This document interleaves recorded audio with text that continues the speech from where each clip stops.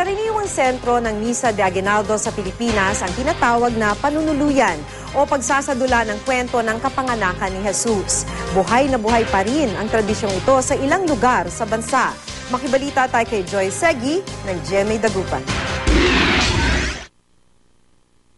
Sa kauna-unahang Misa de Aguinaldo na isinagawa sa Main Theater ng Cultural Center of the Philippines sa Pasay City, itinanghal ng Ramon Ubusan Folkloric Group ang panunuluyan nina Jose at Maria.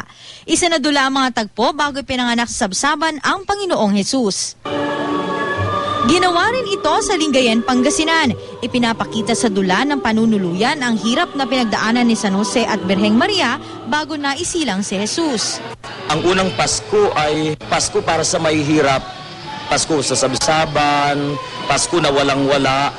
Pero nagkamayroon ng kahulugan ng lahat dahil bagamat salat sila sa material na bagay, nandun si Jesus. Dapat isapuso natin lagi si Jesus dahil kung wala siya, maging madilim yung ating buhay. Tapos dapat siya yung sentro ng ating buhay. Bahagi ng tradisyon ng mga Pilipino ang pagsasadulan ng panunuluyan na karaniwang itinatanghal sa Misa de Aguinaldo. Ang Misa de Aguinaldo ang ikasyam at pinakahuling simbang gabi. 10:00 ng gabi ito ginagawa bilang panimula ng Noche Buena. Sa Samal Bataan, napuno ang mga simbahan ng mga dumalo sa Misa de Aguinaldo. Sa Gamo Isabela, kahit maulan, hindi nagpapigil ang mga deboto sa pagdalo sa misa.